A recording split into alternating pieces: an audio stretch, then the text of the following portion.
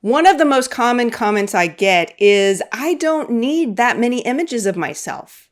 What am I going to do with all of those pictures? And I think fundamentally it goes back to an assumption that having all of these images of yourself or having a portrait of yourself on your wall is somehow vain.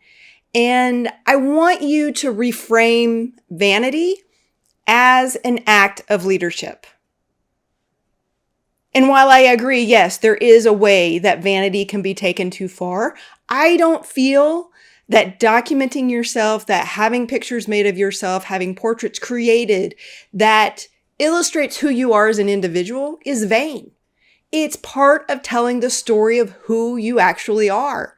And when we can do that at different chapters of our life throughout our lives, we really are able to leave a holistic picture, a whole story to hand down to our children, our community, our family, all of our loved ones, and depending on who we are in space and time, the rest of the world.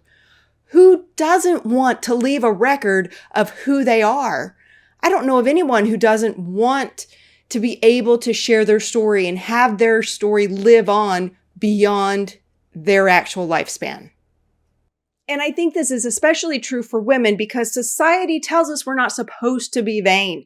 Oh, we can look at all of the models, all of the actresses, all of the people who are famous and having their portraits taken, pictures made on the cover of Vogue and all those other places. But that's not something we can do for ourselves. That's too vain.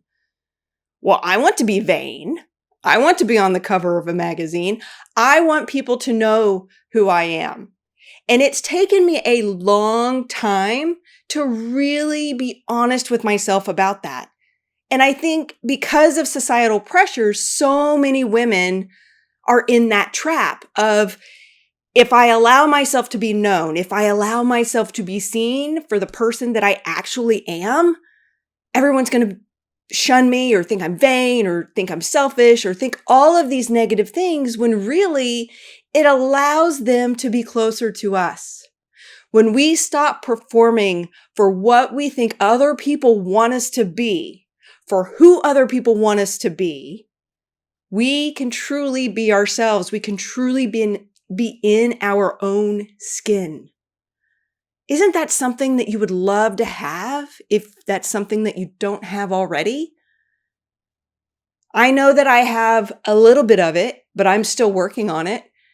Because of what I do, because of my creative nature, because I have all of these skills, I can create my own portraiture. A certain style, a certain look.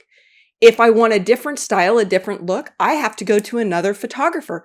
It's just part of what it is, because not every person is going to be a fit for every photographer. You have to shop around. You have to interview them. You have to get to know them. And that's part of why my process is the way it is. I love to get to know my clients. I want to be part of the support system, part of who helps them understand who it is they are and the value that they bring to themselves, their family, and their community at large. And when we allow ourselves to step into the frame, to have those pictures taken, whether it's for business or personal, it is an act of leadership. So let's reframe vanity, this consequence of what society tells us is vain, as leadership. It is documenting our story. It is stepping in front and saying, this is who I am. This is how I present myself. This is how I want you to see me. It's an act of leadership for every single other woman in your sphere. Your friends, your family, your sisters, your daughters, your cousins, your mother. It's for everybody who needs to know you throughout your life. Your coworkers. You need to exist in the frame of your own story. And what better act of leadership than to be a full participant? To say, I am worth having these images created, even though there's no real reason to do it.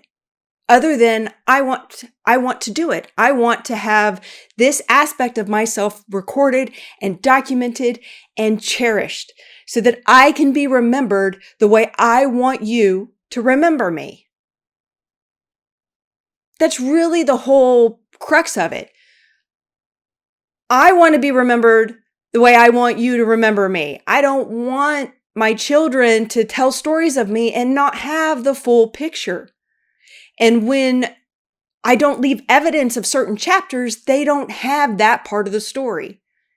And while, yes, they won't have all of it, because I'm not about to tell them every single aspect of my life, but there are things that I do want them to know, that I do want them to understand.